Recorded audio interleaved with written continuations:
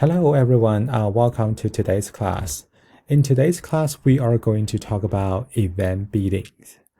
A lot of sporting events that we are watching nowadays, particularly those traveling events, they all have to go through the bidding process to select the host communities, which is giving the right to deliver the competitions.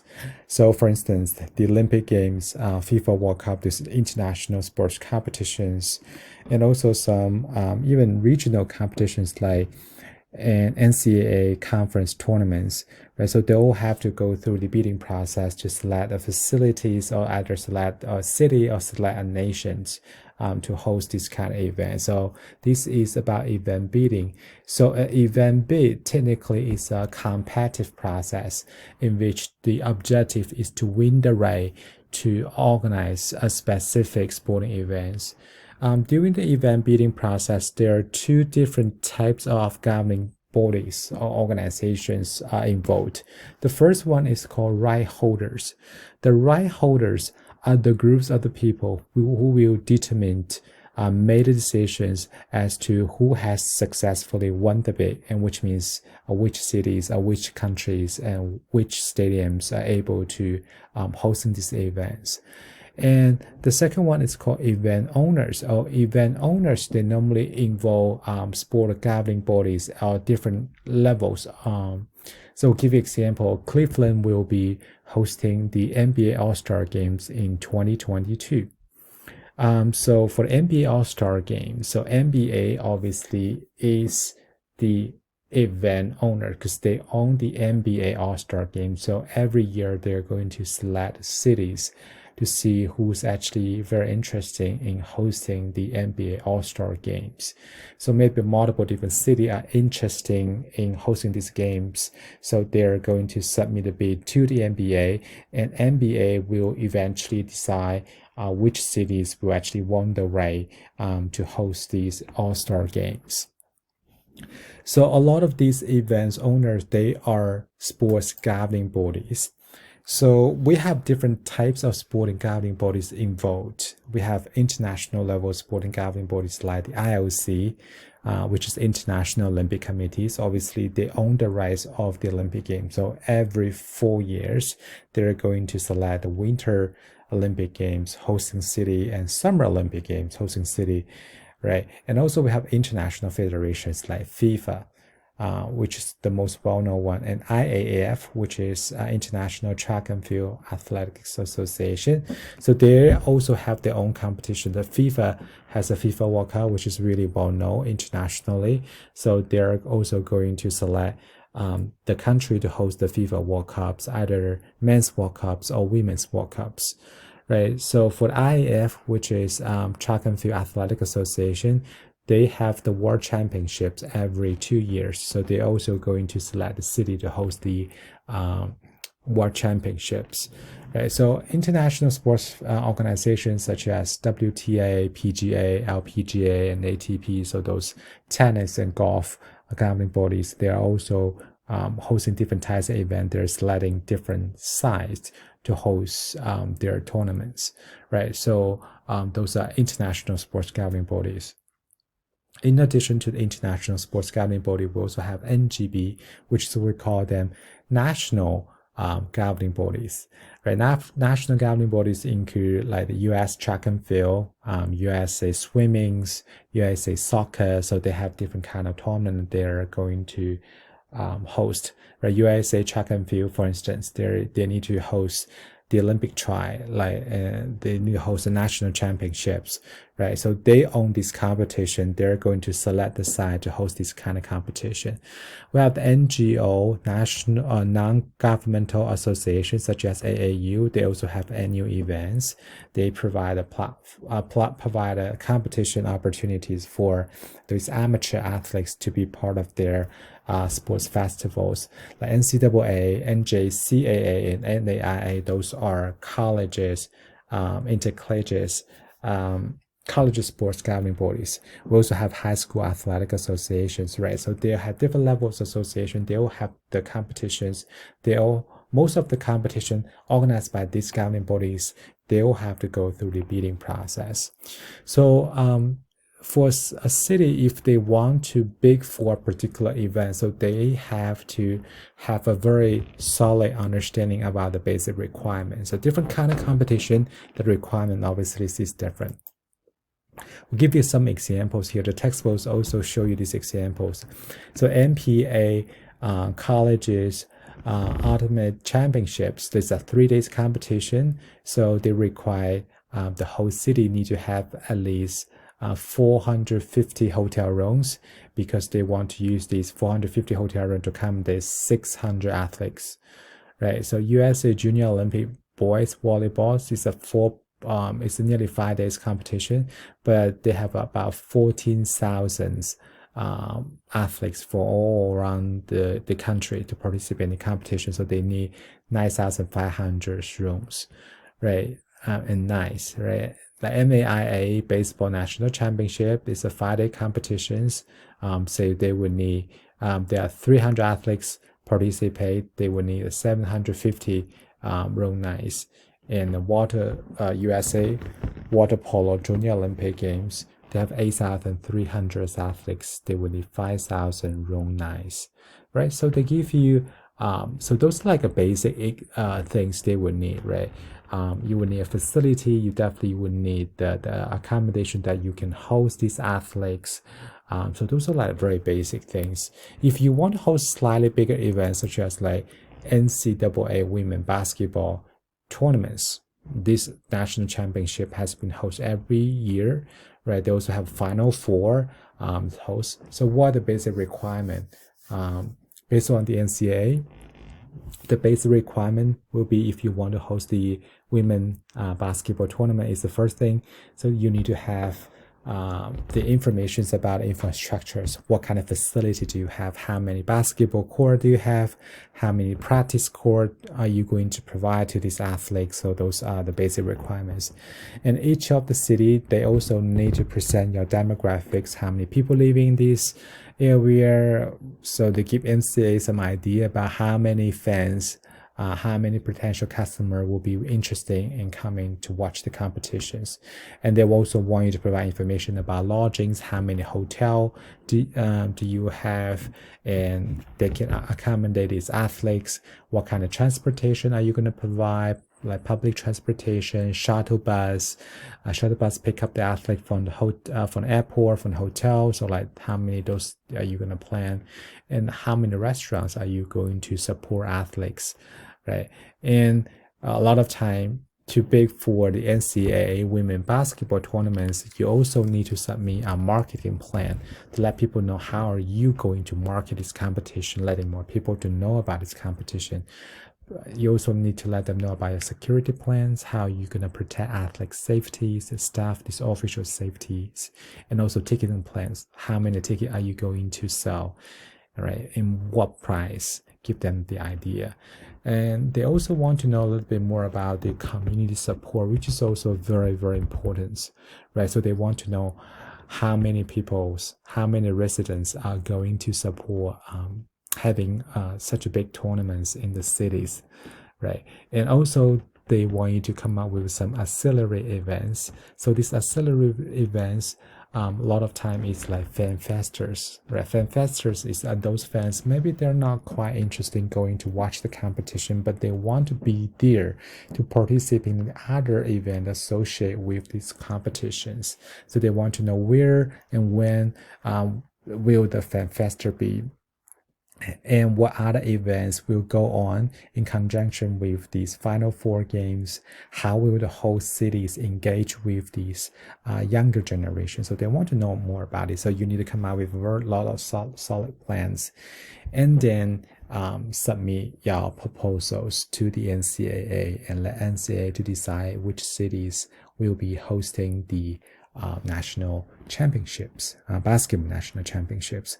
So you find out bidding process is very complicated, particularly these bigger events. Then you have to prepare a lot of materials to persuade those people who have the right to vote and to give them give their support to you, right? So in for the bidding process, So we're normally is go through this. The first thing is specification. So you need to go and develop blueprints first. So for the specification, that means you need to understand the size of this event, how big this event is gonna be. Whereas if you plan to big for it, or how big of these events, and you have to understand a little bit about the safety of the cities, amount of public transportation available, and also a numbers of the stadiums required. So those like a very specific information. A lot of time, if you're going to bid for this event, so you need to go to the governing body there. They normally give you a handbooks, this handbook with all the information requirements, right? And then you're gonna request for bid, which is the second step, is send out the invitation to bid on the projects. So if you're looking for the hoster to bid for this event, so you're gonna develop a handbook and send out to these potential hosters and let them to prepare. And then is the bidding process. So the bidding process, the study show 83% of the bidding process will involve with some sort of like standardized questionnaire. So you have to ask the bidding city to complete the questionnaire, maybe hundreds of questions. Just basically through this questionnaire, they give you a brief idea of how these cities will deliver the events. A lot of them, they ask them to prepare called candidate files to prepare more information about these hosting cities. And then when the city complete this questionnaire and or candidate file, so they're gonna submit it to the governing bodies. The governing bodies is going to review their bids. A lot of time they will involve the bid presentation. So for instance, they will invite this hosting cities. If the 5 cities hosting the national bidding for the national championship, NCAA national championships, you would like them to come here to present their idea. Now you already read their material gap, have some idea already, but you also want them to come here to present, and you ask them some question to see whether they're prepared, whether they're ready to address some of the issues. And a lot of time also involve the site visit. So the people who have the right to vote, and you can go and normally schedule a tour to visit this site to make sure the report that you have received is actually matched with what the hosting cities actually have. And then you're gonna go through a bidding process, go through a voting process, and avoid award the cities, award a contract to the cities. So this is normally how the bidding process will involve 5 different steps. So in today's class, we are mainly going to focus on 3 kind of big events to give you some idea about how Olympic Games bidding process looks like, how FIFA World Cups bidding process looks like, and how MFL Super Bowls bidding processes looks like, and what kind of requirements if the cities want to bid for the events like Super Bowls. Okay, so first of all, we're gonna look at the Olympic Games. So for the Olympic Games, has about, we say 25 years, right? The first Olympic Games was back to 1896, right? The first Olympic Games was held in Athens, Greece. And the reason Athens was chose to host the Olympic Games was because Athens was the birthplace of the Olympic Games, right? We know the modern Olympic Games, we got the idea from the ancient Olympic Games, right? And ancient Olympic Games was hosted in ancient Greece. So that's why the first modern Olympic Games chose Athens to host, because they want people to know, the Olympic Games that we're organizing today is nothing new in human being histories, right? 1,000 years ago, human beings already organized such a big events in the past. So that's why they chose Athens to host. So the second Olympic Games was held in Paris. So the reason they chose Paris to host 1900s, the second Olympic Games in 1900, was because the IOC, International Olympic Committee, was founded in Paris, and also the founder of the modern Olympic Games, Pierre de Coubertin, is from France. So Paris is his hometown, so they chose to host the Olympic Games at his hometown. So that's why Paris got the right to host the Olympic Games for the second Olympic Games. So at the early times, the Olympic Games, normally they assign a city, assign a country to host the Olympic Games. So they didn't really have the bidding process. But with the Olympic Games getting really popular in 1950s, 1960s, so IOC started to using bidding process to select the cities to host the Olympic Games. I think when the Olympic reached the peak was in 1980s, 1990s, a lot of cities in the world, they really want to host the Olympic Games. So IOC started to formalize the Olympic bidding process. Is they say if the city is willing to bid for the Olympic Games, so they need to apply about 10 years before the games, 9.5 years before the games. So the city need to let their National Olympic Committee know. So for instance, if Chicago is willing to bid for, we say 2032 Olympic Games, so they need to let NOC, which is U.S. Olympic Paralympic Committee, know first, and the U.S. Olympic Paralympic Committee let IOC know, and IOC let these potential city to get some idea about what IOC's expectation for the 2032 Olympic Games, right? So they have to let them know 10 years in advance, which means if they want to bid for 2032 Olympic Games, at least 2022, they need to let IOC know about this. So, and if the city express their interest, they want to host the Olympic Games, so they are considered as applicant cities, right? So because we talk about 20 years ago, 30 years ago, the Olympic Games was super popular in the world. A lot of cities wanted to host the Olympic Games because they see the values of having these major events in their home countries, right? So, so they divided into two different phases. The first phase is called applicant phase. Normally, by more than 10 cities are bidding for the Olympic Games. 10 cities from 10 different countries bidding for the Olympic Games.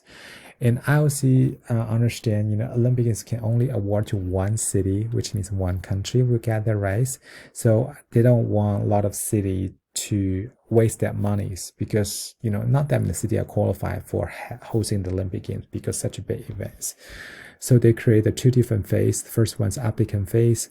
So in applicant phase, they will eliminate some city and they will only award up to 5 cities into the second phase called candidates phase. So when a city was selected to be a candidate city, which means they are very close to have the chance to win the bid to host the Olympic Games. So that's a two different phase.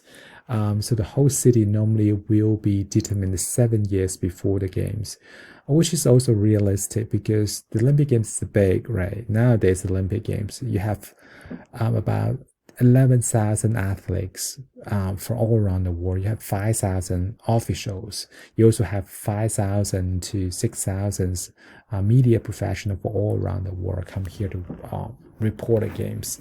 So those media officials, they are accredited. There's a lot of media, they don't have accreditation, but they still want to cover the Olympic Games. So there are a lot of people get involved in the entire process. And also Olympic Games has currently a lot of sports, particular summer games. You have nearly 20 sports, so you have a lot of facilities involved. So the city really does need to spend some time to prepare. So they give the city about 7 years to prepare. So after you won the bid, you have 7 years to prepare to host the Olympic Games, deliver the Olympic Games. So we talk about Olympic Games. I was really popular. Their peak was 2000 to 2020.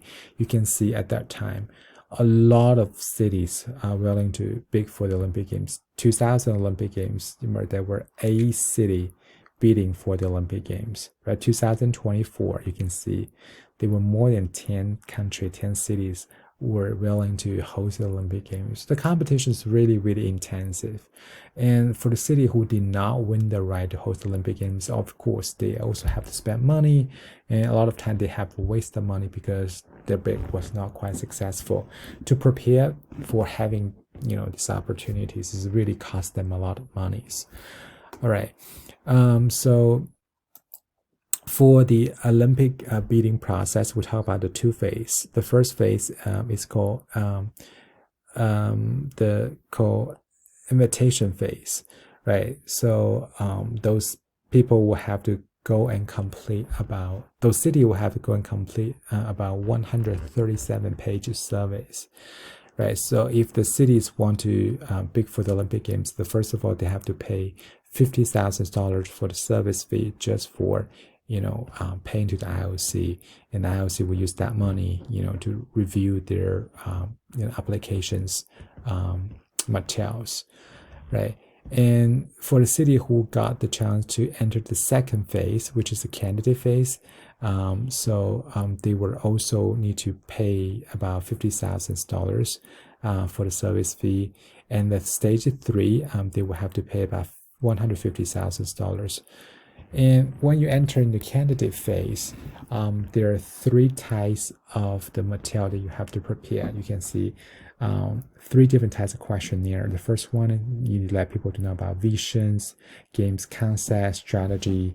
And the second questionnaire is about the governance support and legal and venue fundings. And the third stage is you need to go and let them know how you're going to deliver the games and what was the previous experience of hosting the major international sport events, and also how are you going to use this venue after Olympic Games, because they don't want you just build a venue for the Olympic Games. They want you to also have the plan about how you're going to use this venue.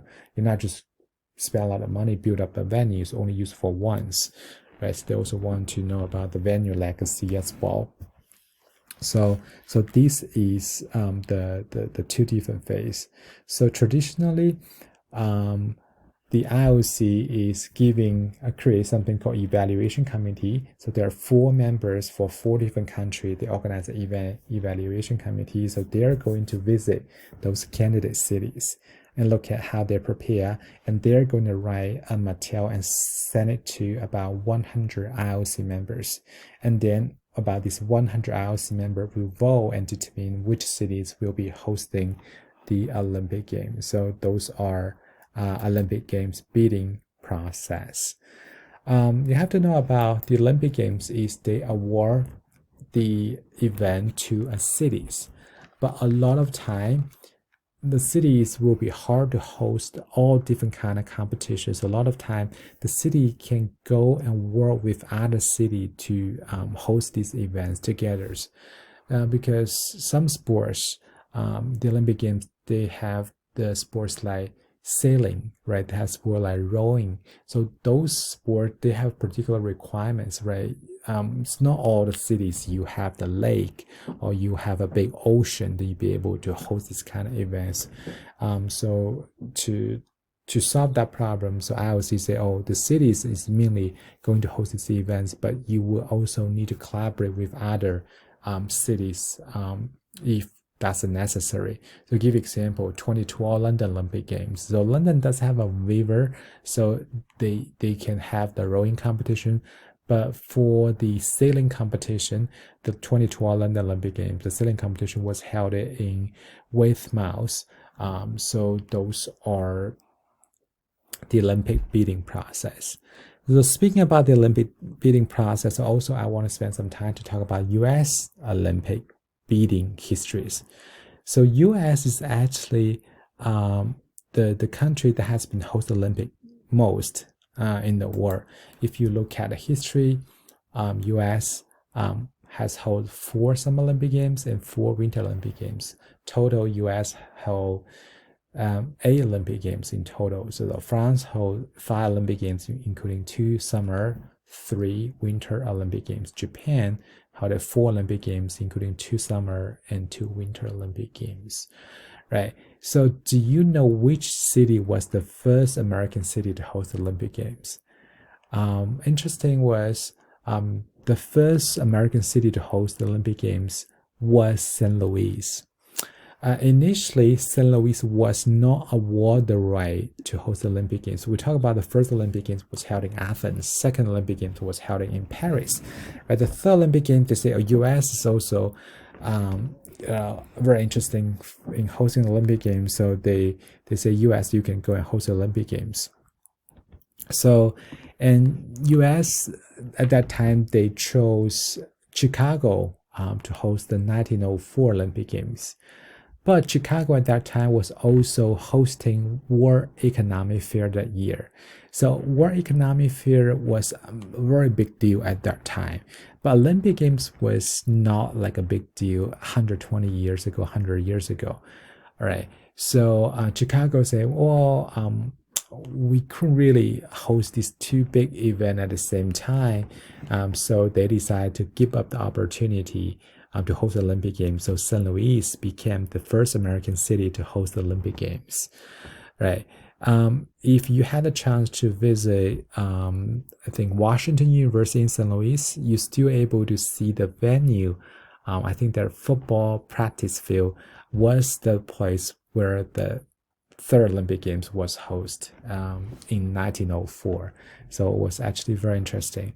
So Chicago later, they still wanted to bid for the Olympic Games, but Chicago has never hosted the Olympic Games at all, right? So U.S. are very interesting in hosting Olympic Games. You can see 1952, there are multiple different American cities were bidding for the Olympic Games. For 1956, also a lot of cities was bidding for Olympic Games.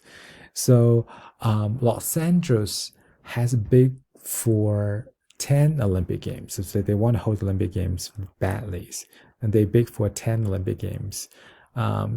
So Los Angeles held the Olympic Game twice. The first time was 1932, the second one was 1984, and Los Angeles also going to host 2028 Olympic Games. So Los Angeles, the only American city that has a chance to host more than one Olympic Games in the histories. For Chicago also bid for the Olympic Game 4 times, but had never had a very successful bid, right? If you look at the Olympic Games, you possibly notice one thing is US basically every 10 years, 20 years, they will be hosting the Olympic Games. But after 1996, Atlanta Olympic Games, US has not been pretty successful winning the Olympic bids. They actually try to bid for the Olympic Games. 2012, New York was bidding for the Olympic Games, but they lost to London's at the end. And Chicago was bidding for the 2016 Olympic Games, but they lost to Rio at the end. So New York and Chicago also deliver a very strong Olympic bid.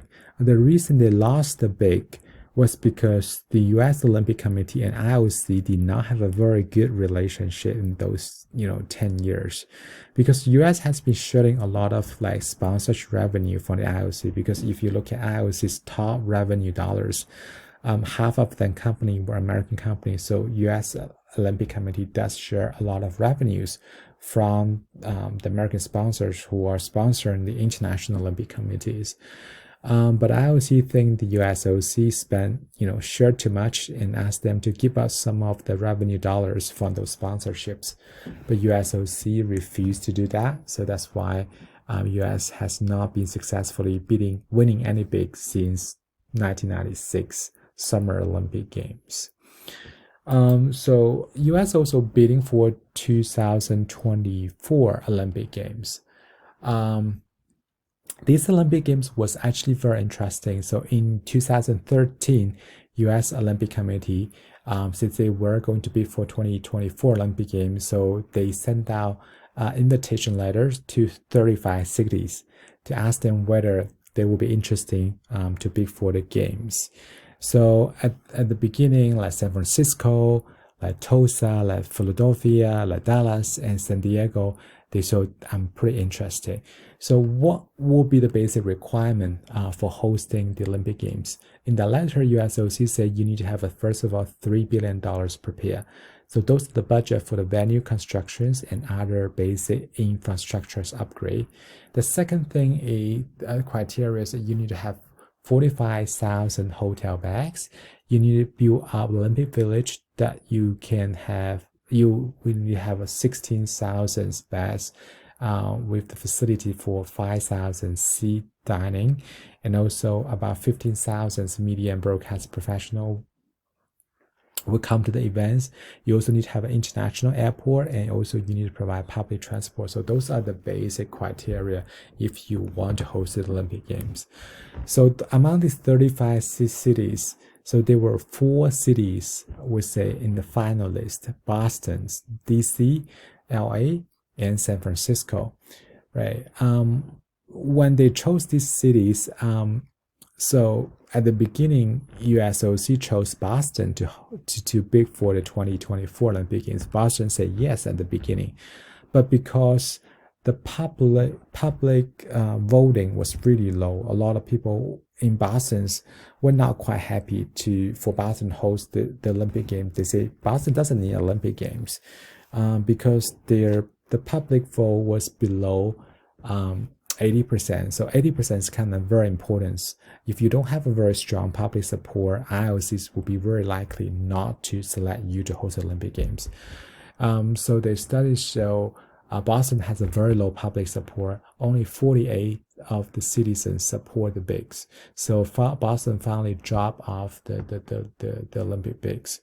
So USOs have no choice, and then eventually chose Los Angeles to bid for the 2024 Olympic Games, because Los Angeles hosts the previous 2 Olympic Games, right? So had a lot of experiences, and also the cities always want to, have this major international competitions in the cities. Speaking of the 2024 Olympic Games, that was also very tricky. The 2024 Olympic Games, at the beginning, there were a lot of cities were very interesting for bidding these competitions, including Budapest, which is the capital city in Hungary, Rome, which is the capital city in Italy, Hamburg, a city from Germany, Los Angeles, and Paris. The 5 cities was actually very interesting for hosting the 2024 Olympic Games. But because now the Olympic Games is very expensive to host, and also a lot of European cities suffer financially, so they can't see the futures of having the successful Olympic Games really can make a lot of revenues. So a lot of them started to drop out for the competition. Before the official vote, only 2 cities left. The first one is Los Angeles. The second city was Paris. Both cities were really, really competitive. They all deliver fantastic plans, right? So IOC President Thomas Bach at that time to say, well, since it's harder to find a city to host Olympic Games nowadays because the cost is so high, so they say they hold out Paris and Los Angeles. One city can host 2024 Olympic Games. One city can host 2028 Olympic Games. The Paris say, we have all the facility ready for 2024, but we're not going to wait for another 4 years to host 2028 Olympic Games. But Los Angeles would say, well, we're okay if you want us to host 2028 instead of 2024, we're okay with that. But you will have to compensate something, right? Because we have all the facility ready. We can host the Olympic in 2024, but we need to have some sort of compensation. So IOC eventually decided to give at least $1.8 billion to Los Angeles if they decide to give up hosting 2024 instead of hosting 2028 Olympic Games, right? So that's why that is how IOC eventually select 2 Olympic cities at the same time in 1 year, which is very unusual, right? So this is about 2024 Olympic bid. So the next topic we're going to talk about is briefly going to talk about FIFA's World Cup bidding process. because in addition to the Olympic Games, FIFA World Cup is another major international competition. So for the FIFA World Cup bidding process, is first of all, you need to go and submit documents. So FIFA will prepare the documents, send it to this country they're interested in bidding for the FIFA World Cups, and then they will have the workshops. So the workshop, so they will let you know what the expectations are for the FIFA, and the country can submit their bid, and the FIFA executive board will review each of the country's strength and weakness and make the decisions. Right. So traditionally, FIFA World Cups was decided by executive board members. So FIFA executive board has only 22 members. So basically 22 peoples will make the decision which countries is granting the right to host one of the most important sporting events in the world. A lot of time, FIFA's bidding process involved with a lot of controversies. So this controversy became very big when FIFA decided to choose 2 World Cups at the same time. So in 2009, FIFA decided to award 2 World Cups at the same time. One World Cup was 2018, one World Cup was 2022. For the 2018 FIFA's World Cup at that time, England was a big favorite to host the 2018 World Cups. But they lost to Russia.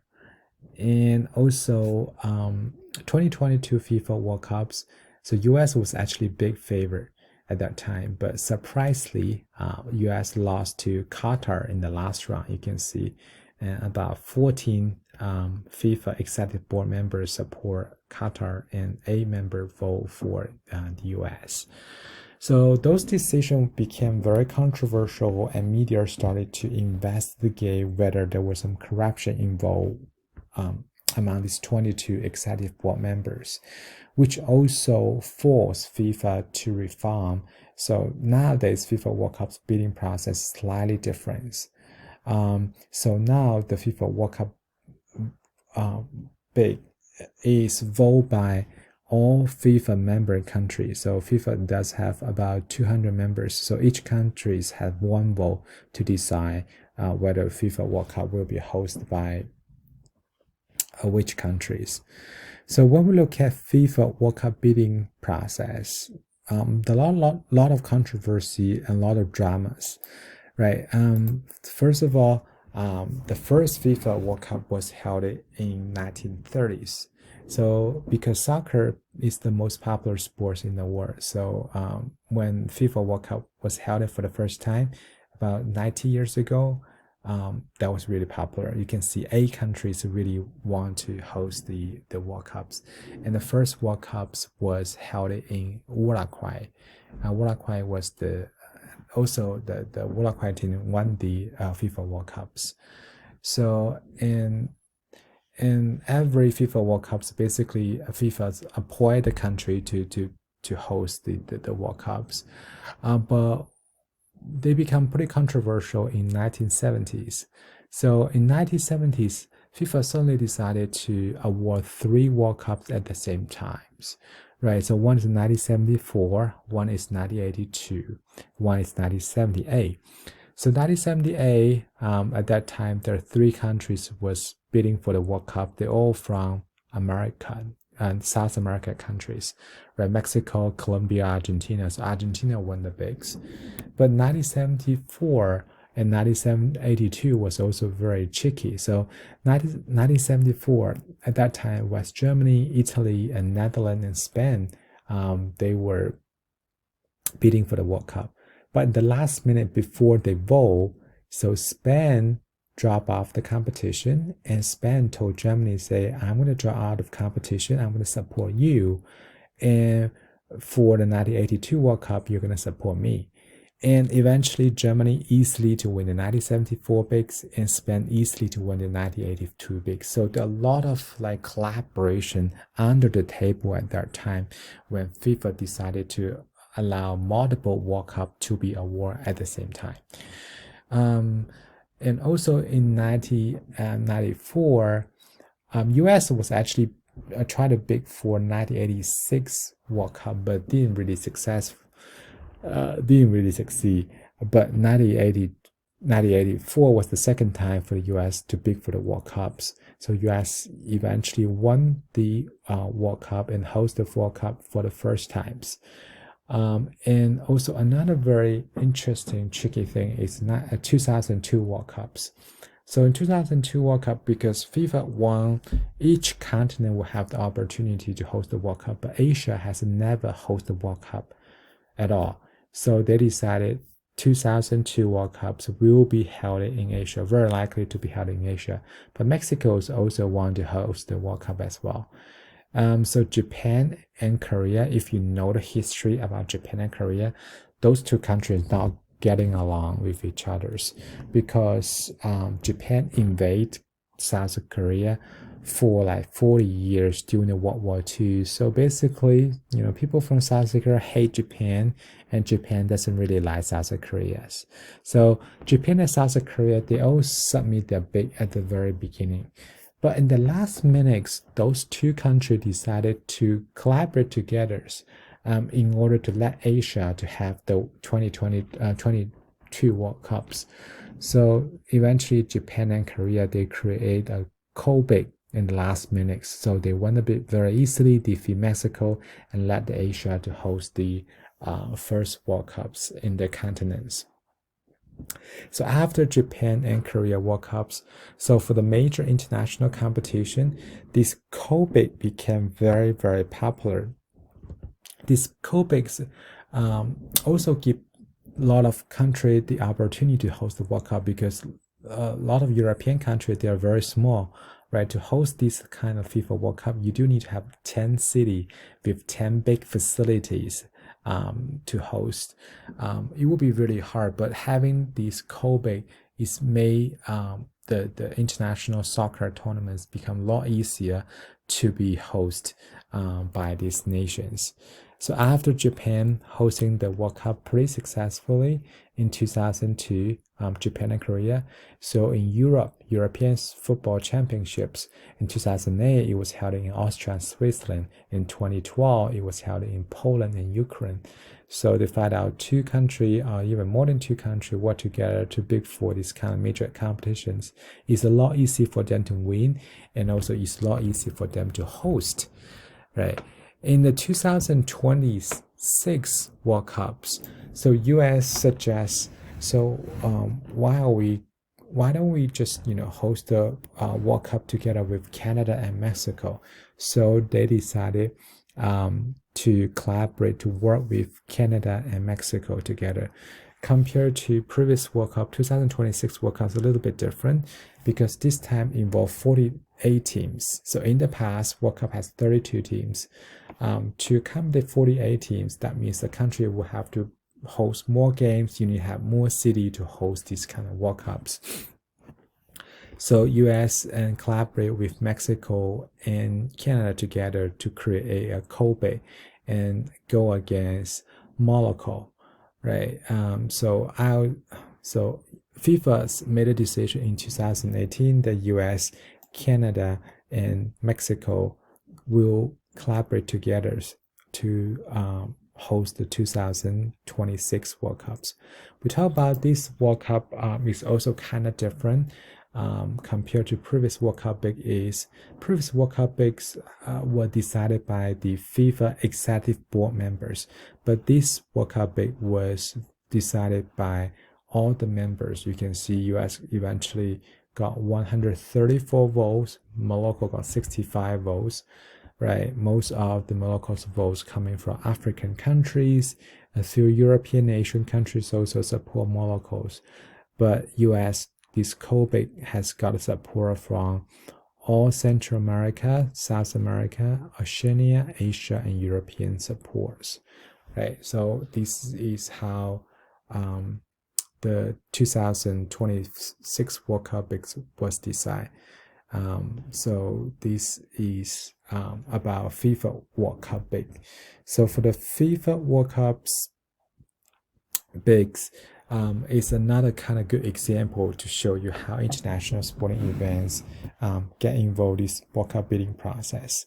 And the last topic we're going to talk about today is we're going to talk a little bit about Super Bowl bid. Super Bowl is the most important competition, annual competition in the US. So to bid for a Super Bowl, it does need a lot of particular requirements. So Atlanta was winning the Super Bowl bids in 2019. So the city did spend a lot of money in order to land Super Bowls. So what the requirement for a city to bid for a Super Bowl? First thing, you need to have a nice for both teams with 150 standard rooms. They also require 2 presidential suites and 5 other suites. So they need to have a facility. MFL is very aggressive. They say they want to rent this facility for free. So they are not going to pay for the rental fee. You have to keep this facility for a week for the MFL. So the first few days, they will have to, decorate for the Super Bowl. In terms of securities, they need to have 10 security officials to each team hotel, and also they need the police exhaust for the team's owners to and from the games. The Atlanta also spent a lot of money to bidding for the Super Bowl, and for instance, MFL required them to have 2,000 banners on a street post, and also 10,000 parking space for the game they use. And MFL is going to keep all the parking revenues. In terms of the ticket revenues, MFLs keep all of them for the whole cities. If they want to have the Super Bowl tickets, they can buy from MFL, but they can only buy up to 750 of those tickets at the face values, right? So for the whole city, they do have a lot of strict requirements. In addition to that, they say Atlanta has also spent money in $2 million contributions for use towards certain MFL expense related to the games, 1 million contribution to the complement states and city efforts in the events of the inclement weathers, and also they need to spend money on organizing a party for 2,000 media members at a cost of $375,000. Right. So they say Atlanta won the bid pretty successfully, but the value of the overall bids for hosting the Super Bowl was $46 million. 20 millions will come from these donations, 60 millions actually from the Atlanta hotel motel tax that is decided for the major events, right? So those are the costs for bidding for a Super Bowl. So Super Bowl is a very expensive competition. A lot of cities, they want to have the Super Bowl because they really catch a lot of people's attentions, and also they believe all the investment they put into the Super Bowl is worth it because they can get those money back eventually for having these events in these local communities. So this is the requirement for hosting the Super Bowl. So in today's class, we talk about event biddings. In particular, we look at how Olympic bidding process looks like, how FIFA World Cup's bidding process looks like, and what the requirement for the Super Bowl bids. If you have any question about event bidding, don't hesitate, just reach out and send me an email, let me know. All right, that's it for today's class, and I hope you have a great day. I will see you guys next time.